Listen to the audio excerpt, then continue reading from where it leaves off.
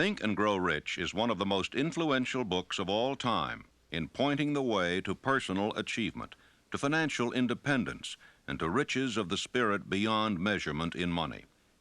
There has never been another book like it, nor ever can be.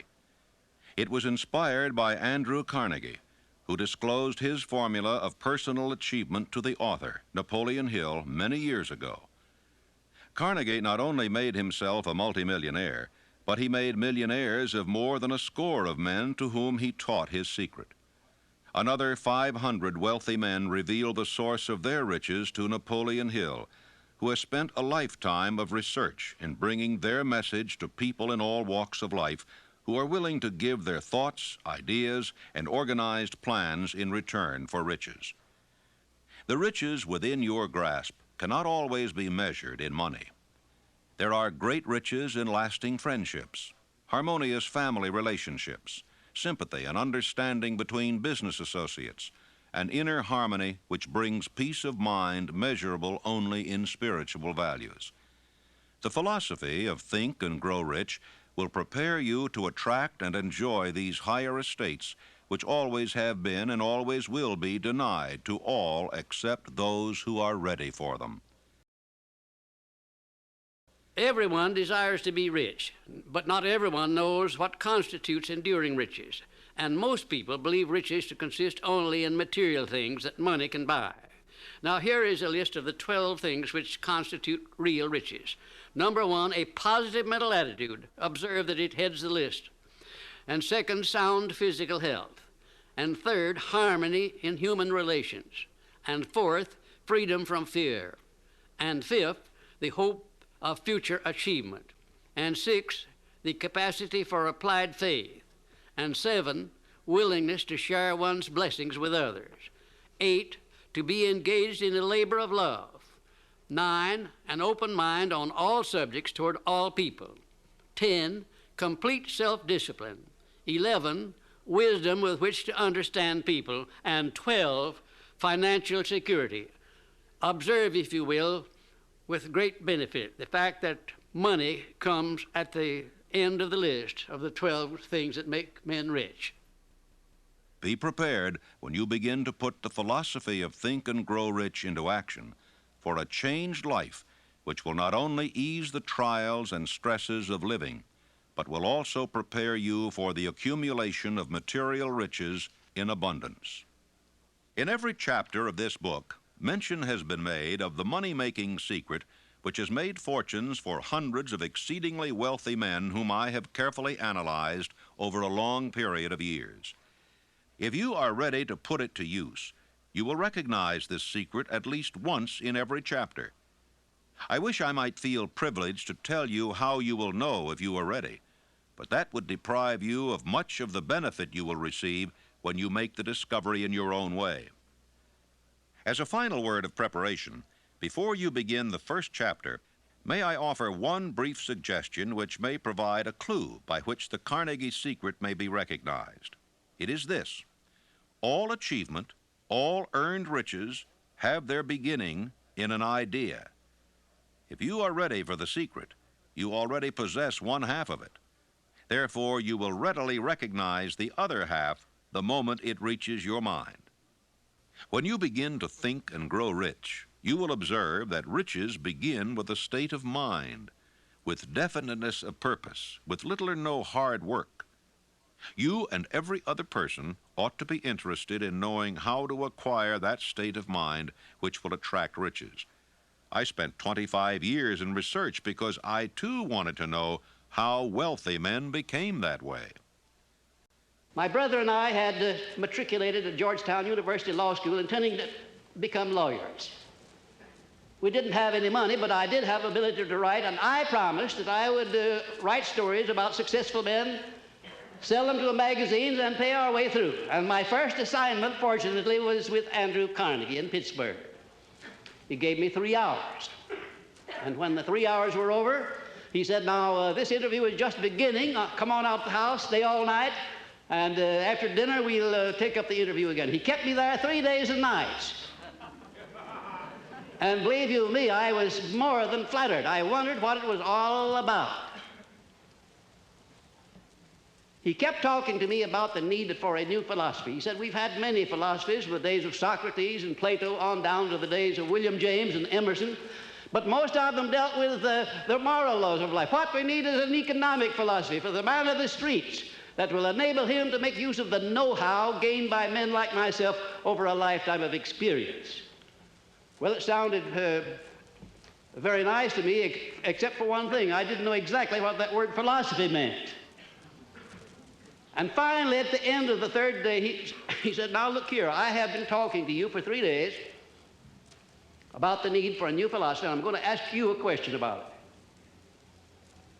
If I commission you to become the author of this philosophy, give you letters of introduction to men whose experiences you will need in collaboration with yourself, are you willing to put in 20 years of research, because that's how long it will take, paying your own way as you go along without any subsidy from me, yes or no? Ladies and gentlemen, there have been many times in my life when I have faced difficult problems and difficult decisions, and I don't think I ever faced one more embarrassing than that. Because when Mr. Carnegie put that proposition to me, my hand was down in my pocket, and I was fiddling with the money that I had there, just about enough to get back to Washington, and if I'd had to stay at a hotel instead of Mr. Carnegie's house, I wouldn't have had that much. I didn't even know the meaning of the word philosophy. And here the richest man in the world wanted me to go to work for him for 20 years without pay. Wasn't that a situation for you? I started to tell Mr. Carnegie, I started to do just exactly what you or the most of us people would have done under the same circumstances. And what do you think that was? What would you have done if you would have faced that sort of a proposition, going to work for 20 years without any pay for the richest man in the world? Well, yes, that's what I was about to do. But something inside of me wouldn't let me open my mouth until I got a hunch that if Mr. Carnegie had kept me there for 3 days, it must have been for a purpose. That he must have seen something in me that I didn't know was there. Also, that a man with Mr. Carnegie's reputation for picking men certainly didn't pick me to do a job like that unless he knew I had the ability to do it. And whatever this something was, this silent, invisible person that was standing, looking over my shoulder and whispering in my ear, said, go ahead and tell him yes.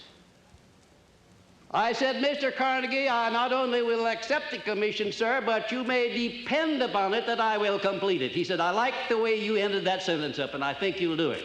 You have the job. The only contribution Mr. Carnegie ever made to me outside of introducing me where I needed to be introduced was to pay my expenses in the early part of my relationship with him. The first man he sent me to see was Henry Ford. Now, he said, I want you to go up to Detroit, become acquainted with Henry Ford, observe him carefully, because one of these days he's going to dominate the motor industry. And it's going to be second only to the steel industry.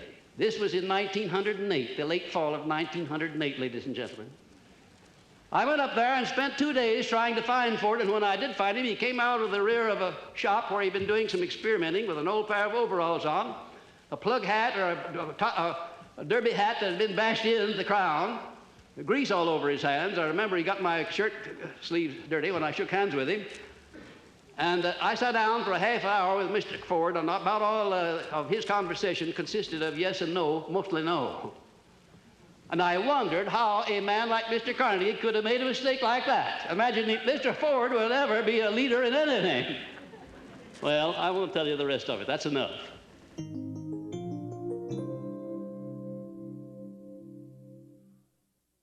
Desire. The starting point of all achievement. The first step toward riches. A long while ago, a great warrior faced a situation which made it necessary for him to make a decision which ensured his success on the battlefield. He was about to send his armies against a powerful foe, whose men outnumbered his own. He loaded his soldiers into boats, sailed to the enemy's country, unloaded soldiers and equipment, then gave the order to burn the ships that had carried them. Addressing his men before the first battle, he said, "You see the boats going up in smoke. That means that we cannot leave these shores alive unless we win. We now have no choice. We win or we perish. They won. Every person who wins in an undertaking must be willing to burn his ships and cut all sources of retreat. Only by so doing can one be sure of maintaining that state of mind known as a burning desire to win, essential to success. Every human being who reaches the age of understanding of the purpose of money wishes for it. Wishing will not bring riches, but desiring riches with a state of mind that becomes an obsession, then planning definite ways and means to acquire riches, and backing those plans with persistence which does not recognize failure, will bring riches. 6 ways to turn desires into gold. The method by which desire for riches can be transmuted into its financial equivalent consists of 6 definite practical steps. That is, first, fix in your mind the exact amount of money you desire. It is not sufficient merely to say, "I want plenty of money." Be definite as to the amount. There is a psychological reason for definiteness, which will be described in a subsequent chapter. Second, determine exactly what you intend to give in return for the money you desire. There is no such reality as something for nothing. Third, establish a definite date when you intend to possess the money you desire. Fourth, create a definite plan for carrying out your desire and begin at once, whether you are ready or not, to put this plan into action. Fifth, write out a clear, concise statement of the amount of money you intend to acquire, name the time limit for its acquisition, state what you intend to give in return for the money, and describe clearly the plan through which you intend to accumulate it.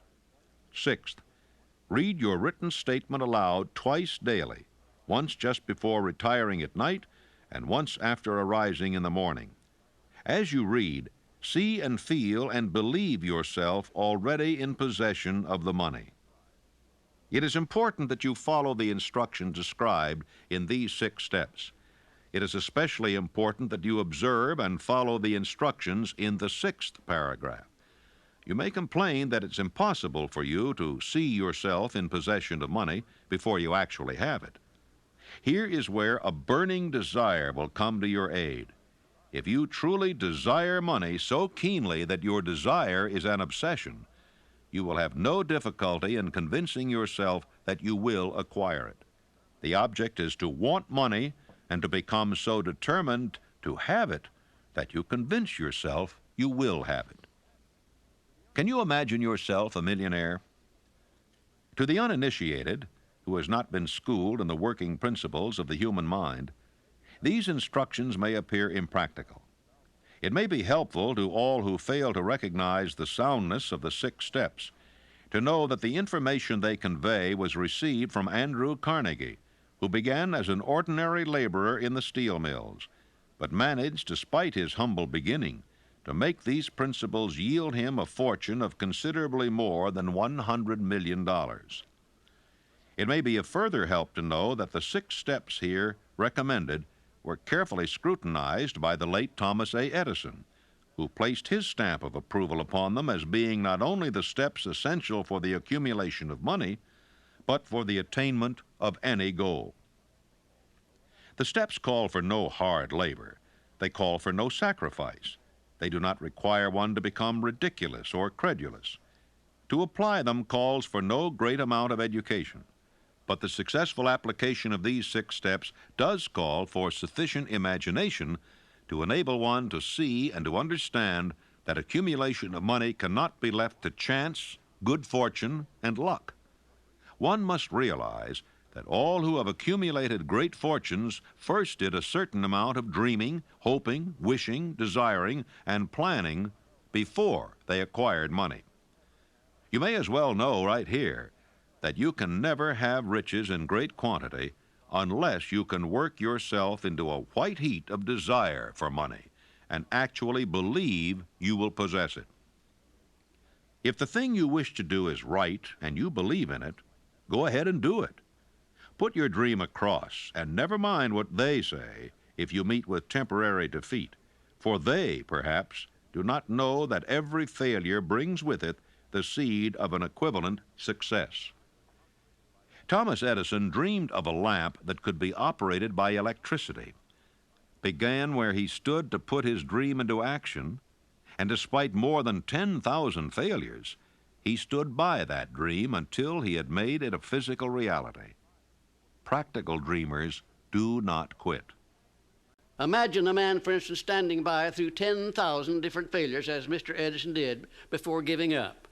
His personal initiative was so definite that he told me that if he hadn't found the secret of the incandescent electric lamp, that at that very moment he would be in the laboratory working on it instead of being out there wasting his time talking with me. And then in a more serious note, Mr. Edison said, you know, I had to succeed because I finally ran out of things that wouldn't work. And I've thought of that so many times, wondering why more people don't keep on keeping on until they run out of things that won't work, for then they're bound to find the thing that will work. There is a difference between wishing for a thing and being ready to receive it. No one is ready for a thing until he believes he can acquire it. The state of mind must be belief, not mere hope or wish. Open-mindedness is essential for belief. Closed minds do not inspire faith, courage, and belief. Remember, no more effort is required to aim high in life, to demand abundance and prosperity, than is required to accept misery and poverty. I believe in the power of desire backed by faith, because I have seen this power lift men from lowly beginnings to places of power and wealth. I have seen it rob the grave of its victims. I have seen it serve as the medium by which men stage a comeback after having been defeated in 100 different ways. I have seen it provide my own son with a normal, happy, successful life, despite nature's having sent him into the world without ears. When my second son, Blair, was born, he was born without ears. And the doctors told me that he would be a deaf mute all of his life. I told them he would not be a deaf mute and that he would live to have 100% of his hearing just like other children. And one of these doctors came over and put his arm on my shoulder, and he said, now look here, Napoleon. There are some things in this world that neither you nor I nor anyone else can do anything about, and now you face one of those situations. I said, Doctor, there is nothing in this world that I can't do something about, if it's nothing more than adjust myself to an unpleasant situation so it does not destroy my spirit. I went to work on that child through prayer before I ever saw him. I worked on him continuously, almost 4 hours a day for the first 4 years of his life. And at the age of about 18 months, we recognized that he was beginning to hear. We didn't know just how much, but by the time he had reached the 4th year, he had developed 65% of his normal hearing. And in his 3rd year in college, in the University of West Virginia, the Acousticon Company, manufacturer of hearing aids, heard about this unusual case, the only one of its kind in the world where a child born without ears ever learned to hear. Came down to the University of West Virginia and made him a special hearing aid that gave him the other 35% of his hearing, and Blair today has 100% of his hearing just exactly like I said he would. It's almost one of the modern miracles of medical science that this thing happened, and the doctors today don't know exactly how it did happen. I'm not so sure that I did, but I know what I was doing to help bring it about.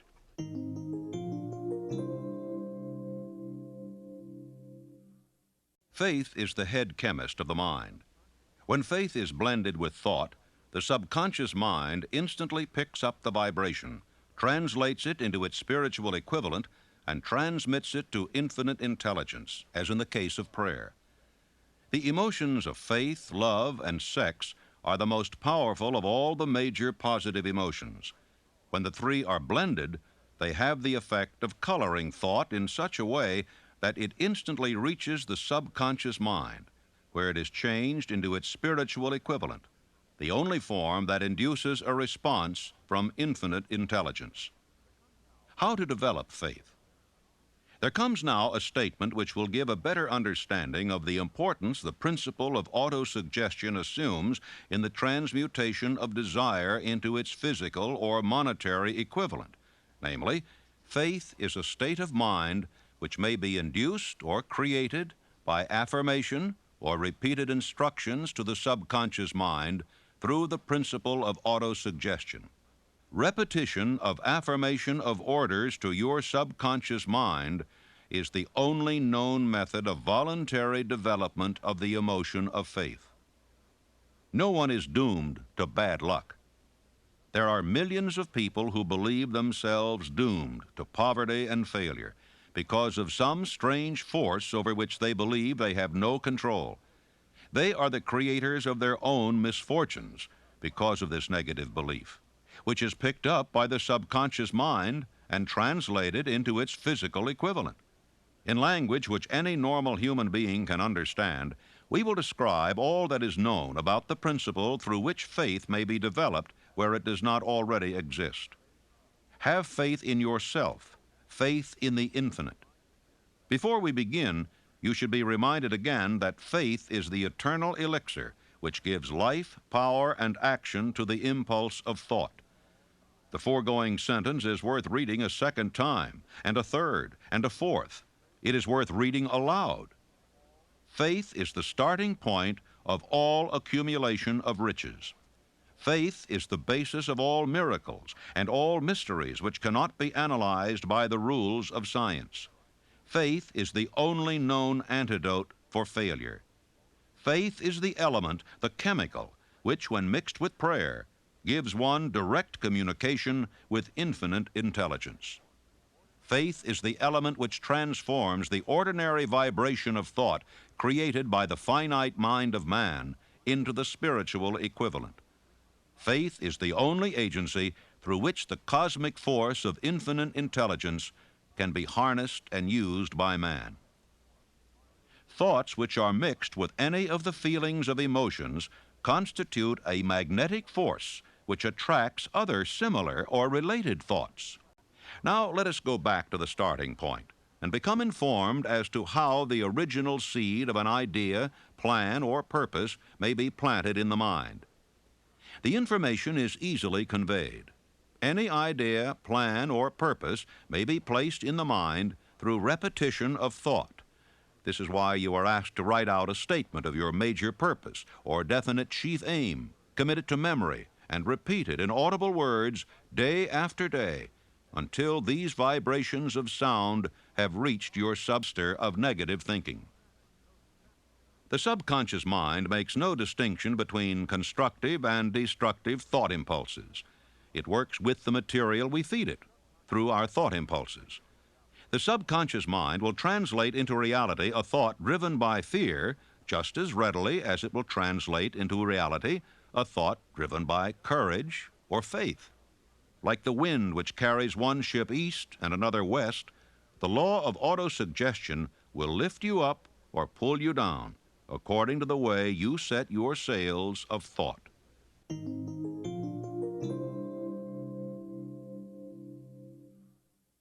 Autosuggestion, the medium for influencing the subconscious mind, the third step toward riches.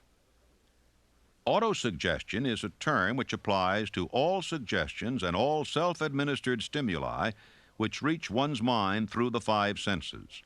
Stated in another way, autosuggestion is self-suggestion. It is the agency of communication between that part of the mind where conscious thought takes place and that which serves as the seat of action for the subconscious mind. See and feel money in your hands. You were instructed in the last of the 6 steps described in the chapter on desire to read aloud twice daily the written statement of your desire for money and to see and feel yourself in possession of the money. By following these instructions, you communicate the object of your desire directly to your subconscious mind in a spirit of absolute faith. Through repetition of this procedure, you voluntarily create thought habits which are favorable to your efforts to transmute desire into its monetary equivalent. Remember, therefore, when reading aloud the statement of your desire, through which you are endeavoring to develop a money consciousness, that the mere reading of the words is of no consequence unless you mix emotion or feeling with your words. Your subconscious mind recognizes and acts only upon thoughts which have been well mixed with emotion or feeling. Plain, unemotional words do not influence the subconscious mind. You will get no appreciable results until you learn to reach your subconscious mind with thoughts or spoken words which have been well emotionalized with belief.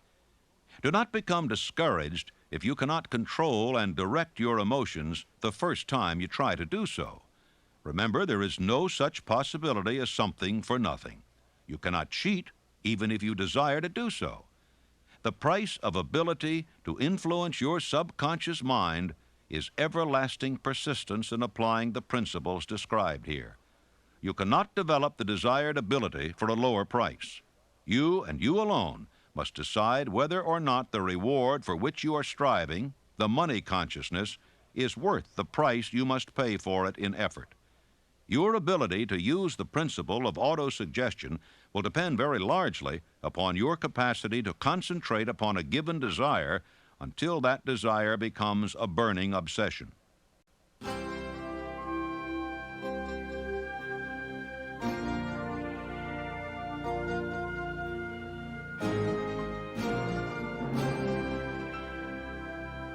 Six steps to stimulate your subconscious mind.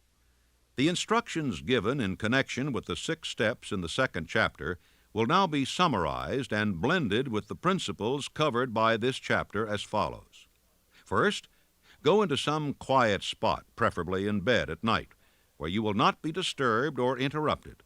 Close your eyes and repeat aloud, so you may hear your own words, the written statement of the amount of money you intend to accumulate, the time limit for its accumulation, and a description of the service or merchandise you intend to give in return for the money. As you carry out these instructions, see yourself already in possession of the money. For example, suppose that you intend to accumulate $50,000 by the 1st of January 5 years hence, that you intend to give personal services in return for the money in the capacity of a salesman.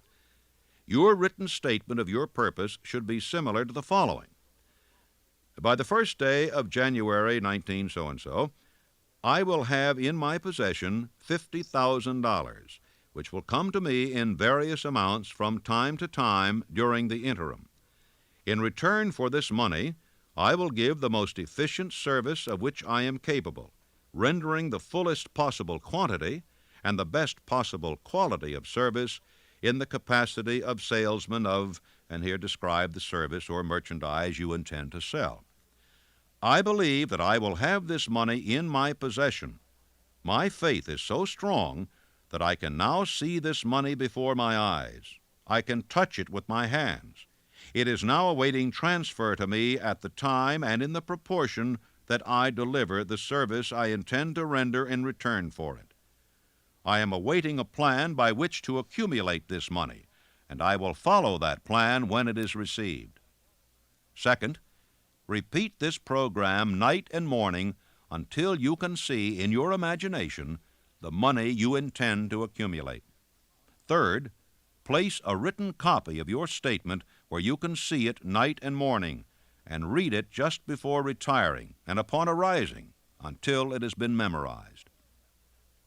Remember, as you carry out these instructions, that you are applying the principle of autosuggestion for the purpose of giving orders to your subconscious mind. Remember also that your subconscious mind will act only upon instructions which are emotionalized and handed over to it with feeling. Faith is the strongest and most productive of the emotions. Follow the instructions given in the chapter on faith. These instructions may at first seem abstract. Do not let this disturb you. Follow the instructions, no matter how abstract or impractical they may at first appear to be.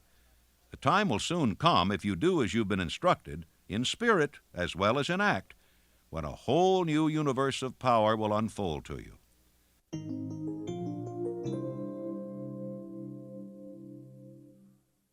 Specialized knowledge, personal experiences or observations, the 4th step toward riches. There are 2 kinds of knowledge. One is general, the other is specialized.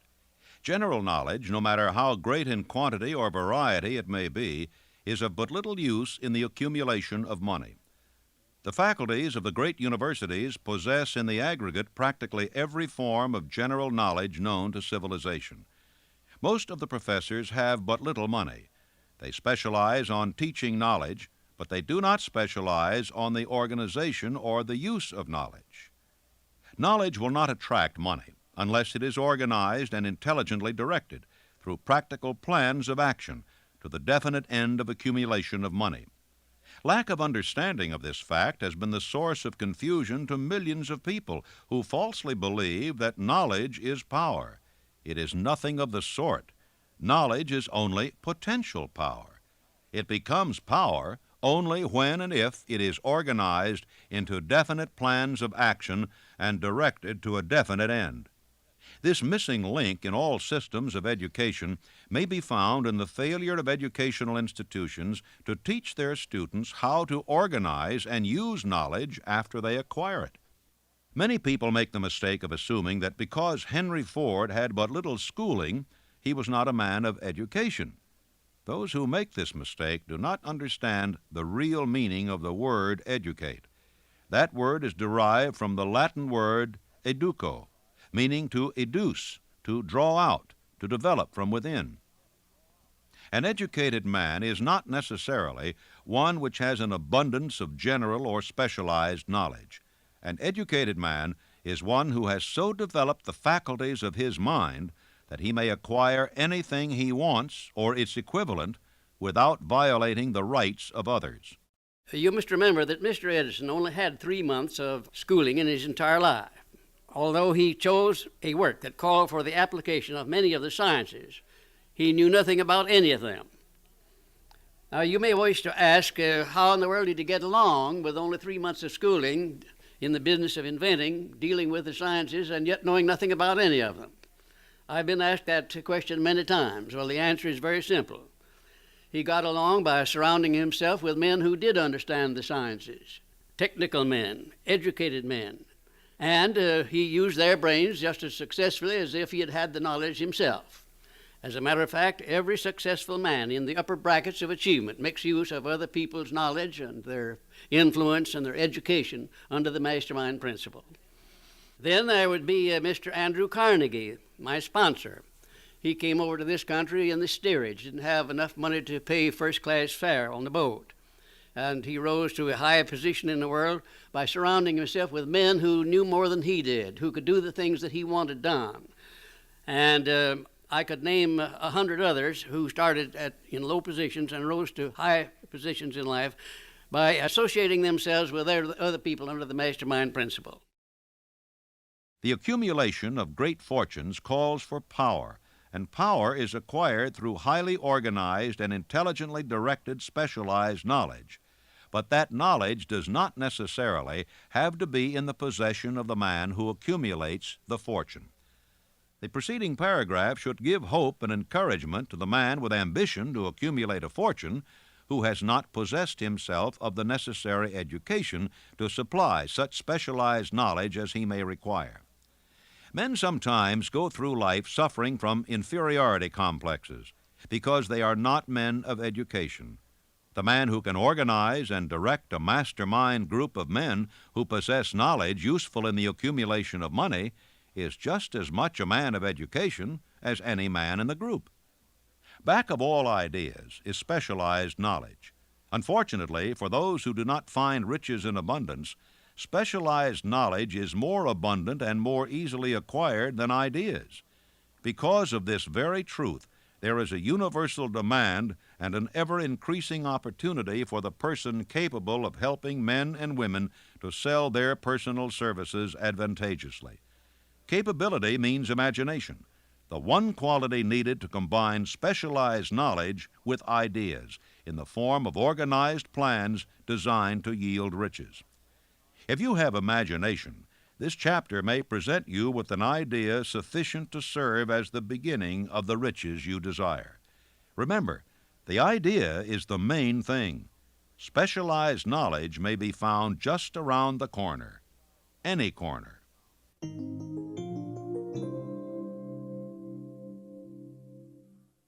Imagination, the workshop of the mind, the fifth step toward riches.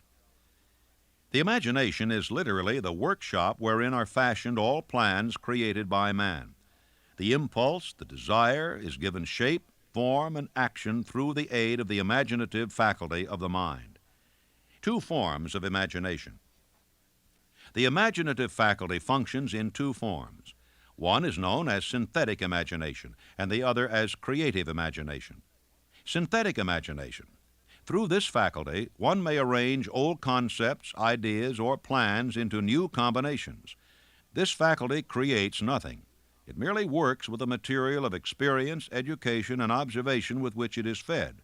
It is the faculty used most by the inventor, with the exception of the genius who draws upon the creative imagination when he cannot solve his problem through synthetic imagination. Creative imagination. Through the faculty of creative imagination, the finite mind of man has direct communication with infinite intelligence. It is the faculty through which hunches and inspirations are received. It is by this faculty that all basic or new ideas are handed over to man. It is through this faculty that one individual may tune in or communicate with the subconscious minds of other men. Center your attention for the time being on the development of the synthetic imagination, because this is the faculty which you will use more often in the process of converting desire into money. Transformation of the intangible impulse of desire into the tangible reality of money calls for the use of a plan or plans. These plans must be formed with the aid of the imagination, and mainly with the synthetic faculty. The laws that lead to fortune. The earth on which you live, you yourself, and every other material thing, are the result of evolutionary change through which microscopic bits of matter have been organized and arranged in an orderly fashion. Moreover, and this statement is of stupendous importance, this earth, every one of the billions of individual cells of your body, and every atom of matter began as an intangible form of energy. Desire is thought impulse.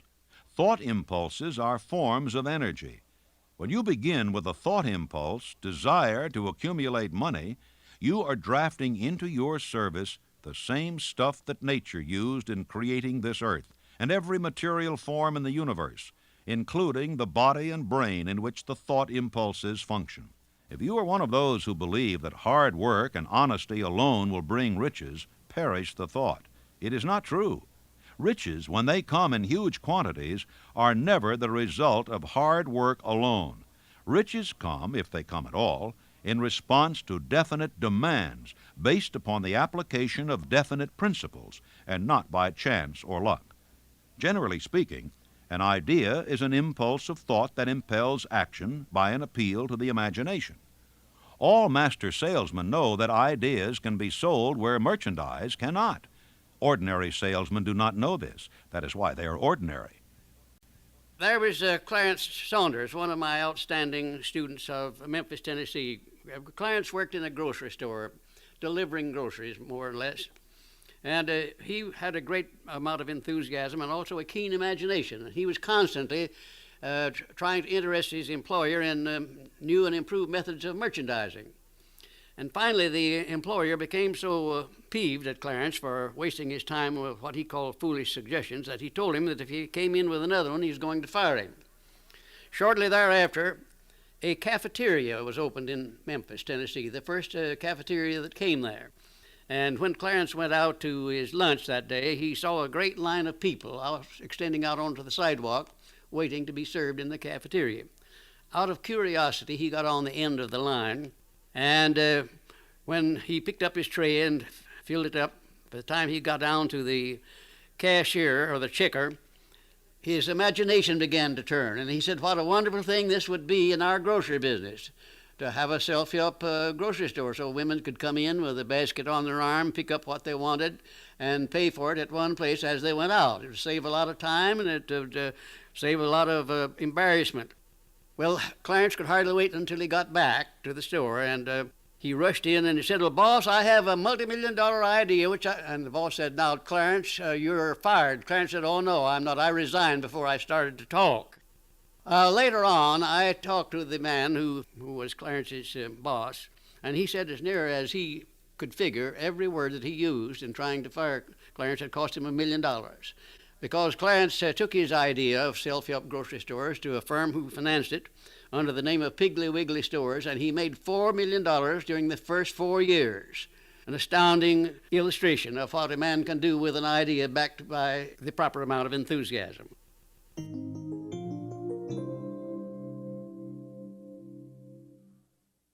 Organized planning, the crystallization of desire into action, the sixth step toward riches.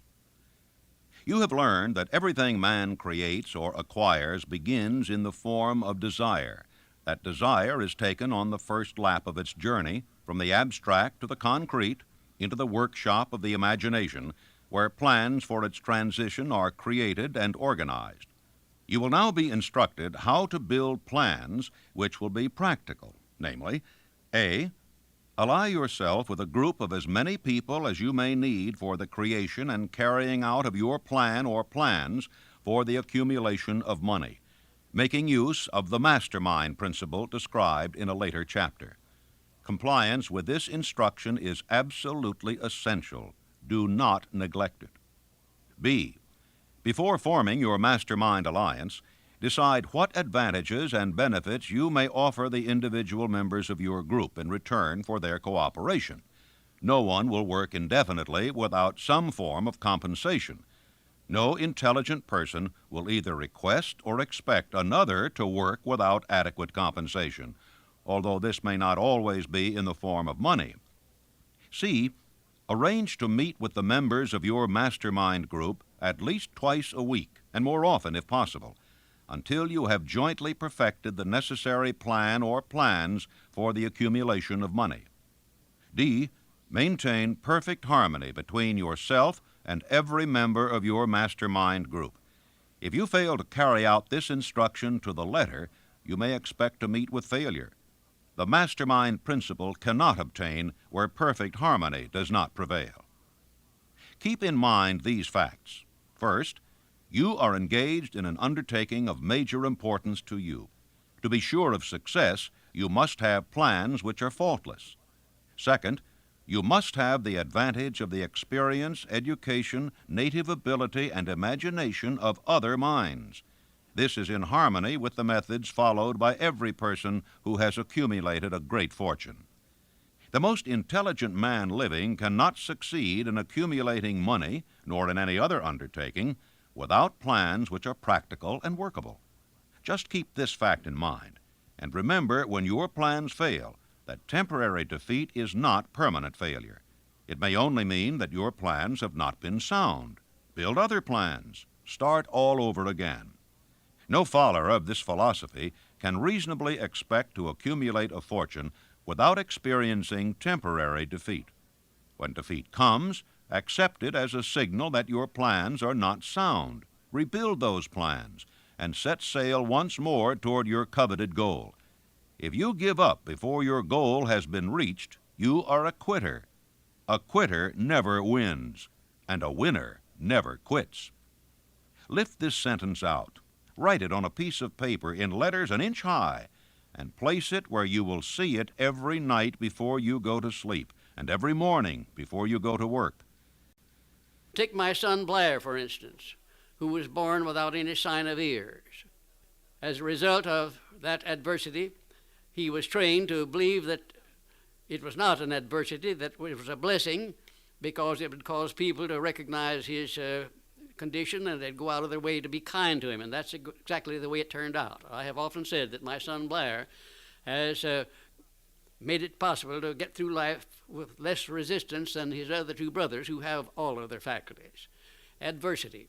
I think I can tell you, had it not been for the many adversities which I experienced in the early part of my work with Andrew Carnegie, I never would have completed the science of personal achievement.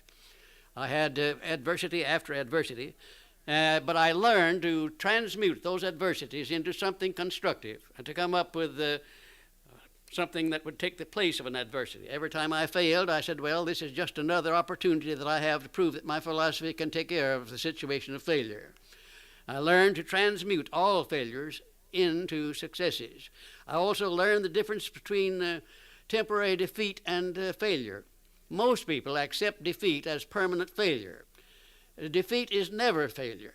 No circumstance is ever failure until it is accepted by the individual as such. And that's one of the greatest things that I learned about this principle of profiting by adversity. When you begin to select members for your mastermind group, endeavor to select those who do not take defeat seriously. Some people foolishly believe that only money can make money. This is not true. Desire, transmuted into its monetary equivalent through the principles laid down here, is the agency through which money is made.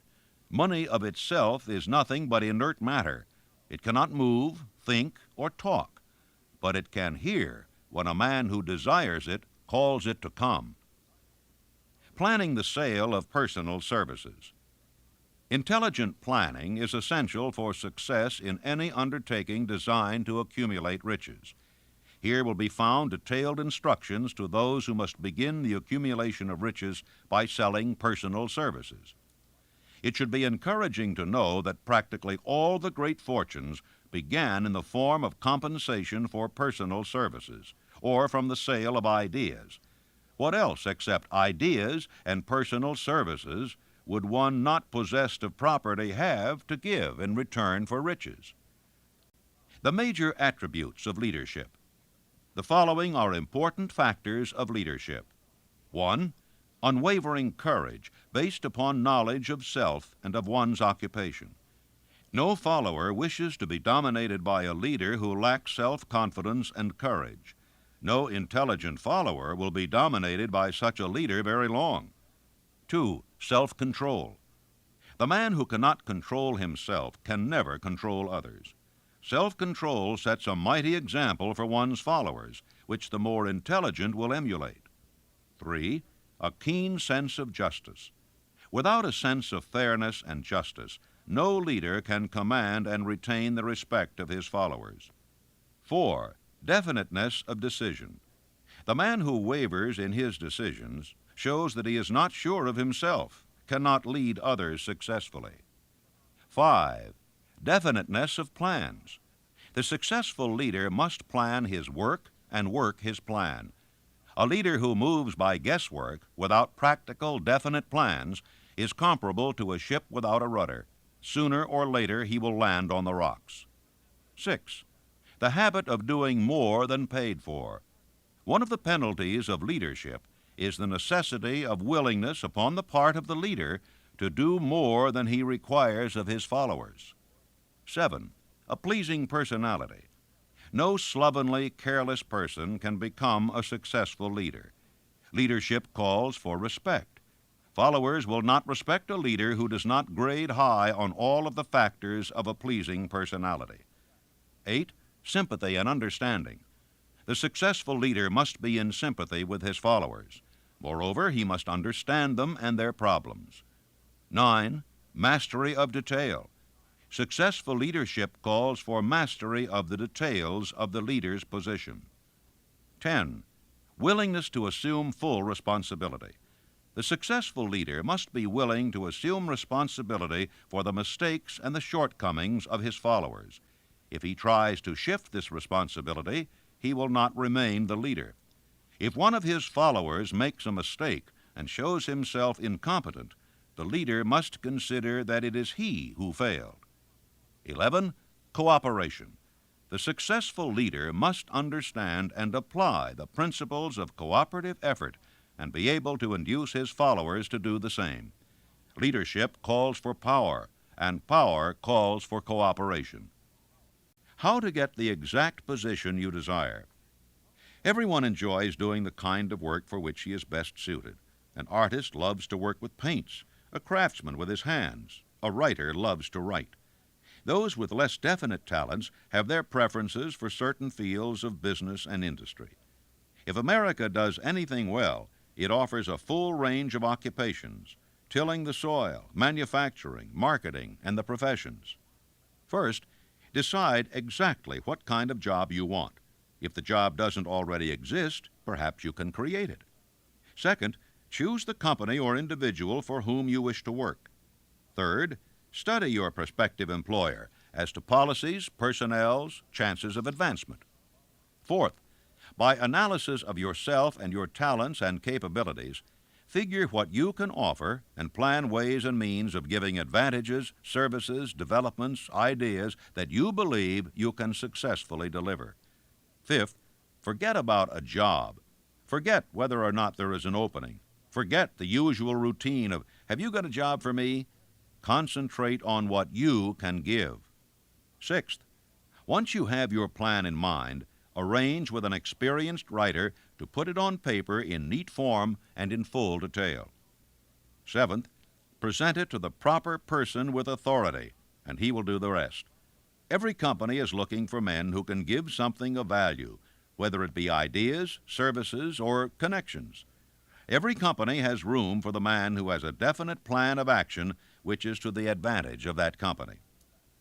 This line of procedure may take a few days or weeks of extra time, but the difference in income, in advancement, and in gaining recognition will save years of hard work at small pay. It has many advantages, the main one being that it will often save from 1 to 5 years of time in reaching a chosen goal.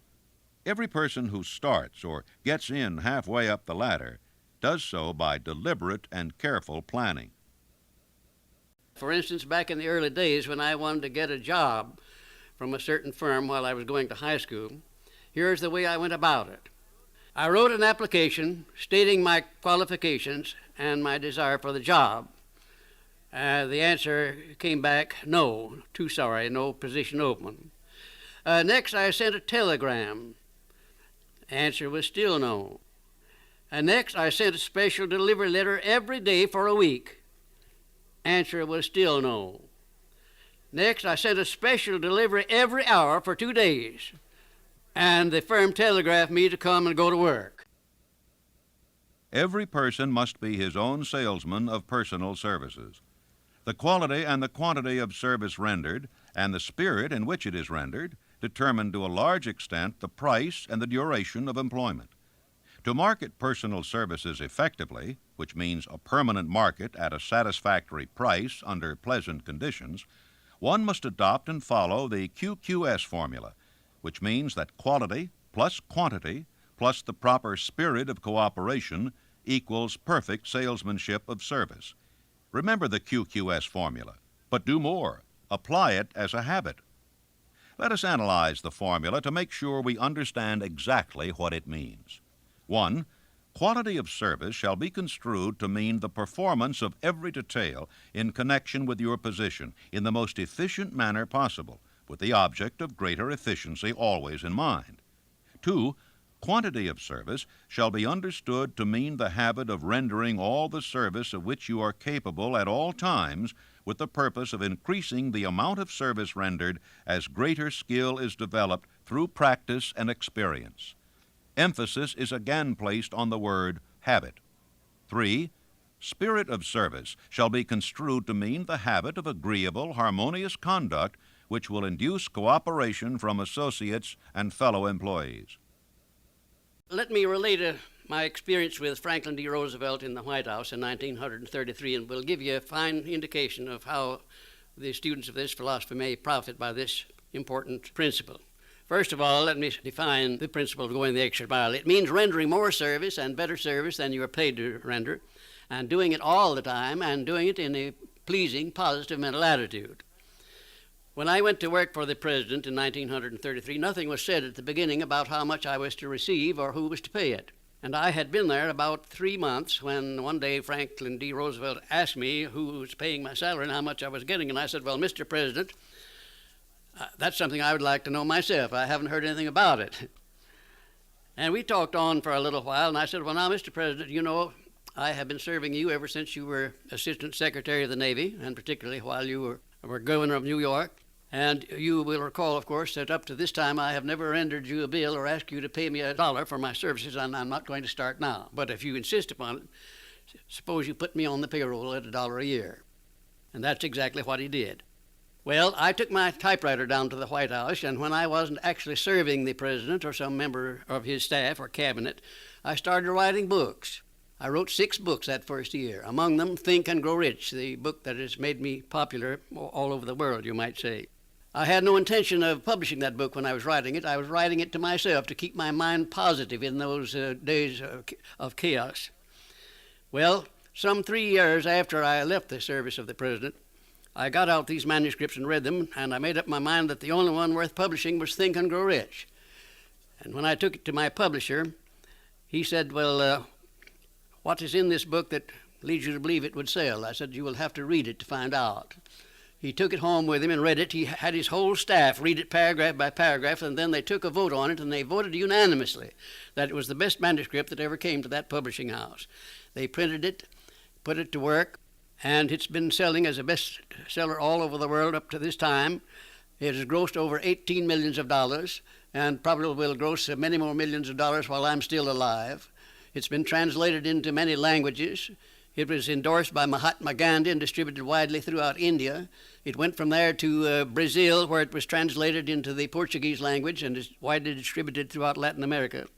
And I think if you will stop and consider the wages that I asked, the wages that I received of $1 a year, and the service that I gave for that, you'll recognize what can be accomplished by going the extra mile.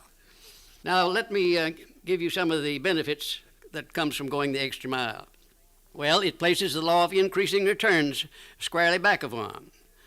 It brings one to the favorable attention of those who can and do provide opportunities for self-promotion.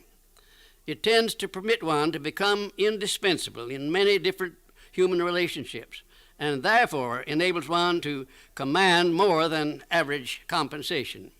It leads to a mental growth and physical perfection in various forms of service, thereby developing greater ability and skill in one's chosen vocation.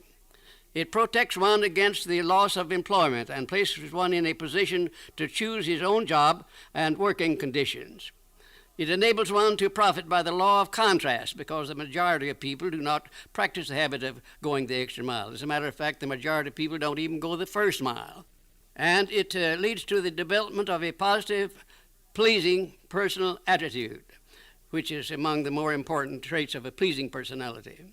And it tends to develop a keen, alert imagination, as it is a habit which keeps one continuously seeking new and more efficient ways of rendering service. It definitely serves to develop self-reliance. It serves also to build the confidence of others in one's integrity. And it is the only logical reason to justify one in asking for a promotion or for more wages, because if a man is not doing any more than he's paid for, then obviously he has no right to ask for more pay.